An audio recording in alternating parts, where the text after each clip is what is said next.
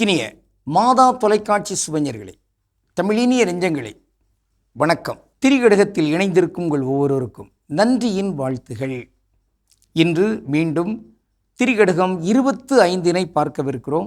3ஆம் கருத்தினை இன்று ஆய்வு செய்யவிருக்கிறோம். செருக்கினால் வாழும் சிறியவனும் பைத்து அகன்ற அல்குல் விலை பகரும் ஆய்தொடியும் நல்லவர்க்கு வைத்த அறப்புறம் கொன்றானும் இம்மூவர் கைத்துண்ணார் கற்றறிந்தார். திரிகடுகம் 25. இன்று நல்லவர்க்கு வைத்த அறப்புறம் கொன்றானும். துறவிகளுக்கு என்று அமைந்திருக்கிற அந்த அறச்சாலை, அறம் தர்மசாலை அப்படின்னு சொல்கிறாங்களே, தர்மம் தமிழில்லை, தர்மசாலைன்னு சொல்லலாம், அல்லது அறச்சாலை. அதை அழிக்கிறவங்க இருக்காங்க பாருங்க. கொடுமை. மதவெறி சூழலில் இருக்கின்ற பொழுது குருக்கள் துறவிகள் எவரென்றால் என்ன, அவர்கள் நடத்துகிற எத்தகைய அறத்தன்மையான அமைப்புகள் என்றால் என்ன, அழித்தொழித்தல், அடித்து நொறுக்கல் என்கின்ற ஒரு தன்மை இருக்கிறதே. இந்திய துணைக்கண்டம் சமய சார்பற்ற நாடு என்கிற அந்த கொள்கை அதை கொண்டதாக இருக்கிறது. அப்படிப்பட்ட இடத்திலும் கூட சில இடங்களிலே இத்தகைய தகாத செயல்கள் இருக்கின்றனவே. இவையெல்லாம் கண்டிக்கத்தக்கவை.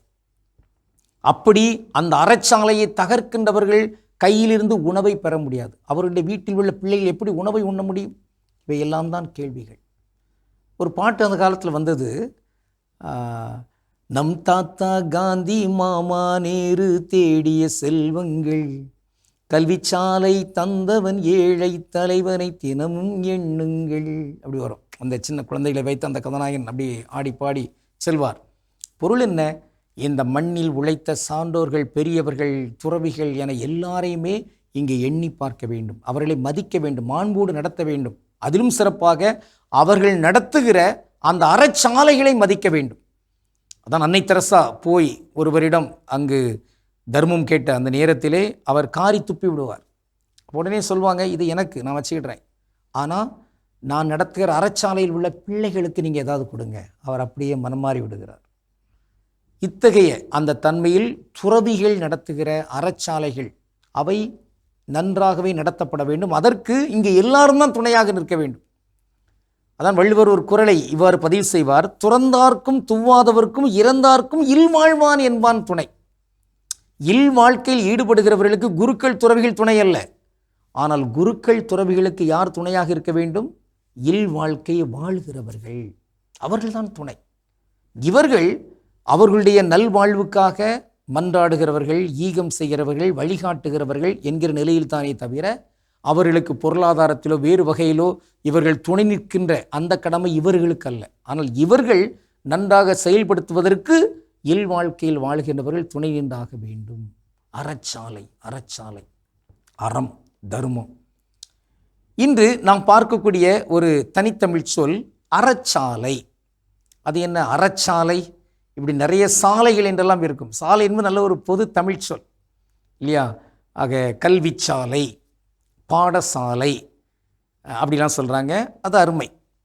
இப்போது இவங்க சமஸ்கிருதத்தில் ஒரு சொல்லை பயன்படுத்துவாங்க. அது என்ன? ஆலயா.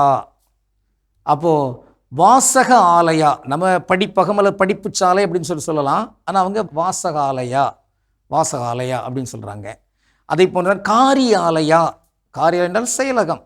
இந்த கட்சிகளாக நடத்துகிற காரியாலயம்னு சொல்லுவாங்க. அது செயலகம் என்பதுதான் அதனுடைய பொருளாக இருக்கிறது. இன்னொன்று, தசாவதாரம் அப்படிங்கிற ஒரு திரைப்படத்தில் ஒரு செய்தி உண்டு. அந்த கதாநாயகி சொல்வார், சிச்சி சிச்சி சௌச்சாலயா, சௌச்சாலயா என்று. அப்போ தான் கதாநாயகன் கேட்பார், ஓ இதுவும் ஆலயா தானா, ஆலயம் தானா என்று. சௌச்சாலயம் என்றால் அங்கு அந்த ஓய்வறை சொல்கிறாங்களே, கழிவறை, அதையும் ஆலயம் தான் சொல்கிறாங்க. அந்த வகையில் தான் இங்கே நாம் சிந்திக்கணும். ஆலயா, ஆலயம் என்பது அது சமஸ்கிருதத்தில் வந்த ஒரு சொல். என்ன, நம்ம மாதா தொலைக்காட்சியில் ஆலயம் தரிசனம் அப்படிதான் இது வருது என்று நான் நினைக்கிறேன். ஆக கோயில், திருக்கோயில், திருத்தலம், இதுதான் தமிழ். அந்த வகையில் நாம் சாலை என்கிற அந்த சொல்லை பலவற்றிற்கு பயன்படுத்தலாம். அவற்றில் ஒன்றுதான் அறச்சாலை, கல்விச்சாலை, படிப்புச்சாலை என்கிற அந்த வகையில் அதை நாம் பயன்படுத்துவோம். இந்த வகையில் அன்பிற்கினியவர்களே, இந்த திரிகடுகம் சுட்டி காட்டுகின்ற அந்த தன்மை, இவர்கள் கையிலிருந்தெல்லாம் உணவை உண்ண மாட்டார்கள். எவர் கையிலிருந்தெல்லாம்? செருக்குடையவர்கள், அதை போன்று தன்னையை விற்கக்கூடியவர்கள், அதை போன்றுதான் துறவிகள் நடத்துகின்ற அறச்சாலைகளை தகர்க்கின்றவர்கள். இவர்கள் கையிலிருந்து உணவை உண்ண மாட்டார்கள் அறிவாளர்கள். நாம் அறிவாளர்களாக இருப்போம். அறிவுக்கு எதிரான இந்த செயல்களை செய்கிறவர்களாக ஒருபோதும் இருக்க மாட்டோம் என்று உறுதி ஏற்றுக்கொள்வோம். கடவுளுக்கு திருவுளமானால் மீண்டும் நாளை திரிகடகத்தில் இணைந்து மகிழ்வோம். நன்றி, வணக்கம்.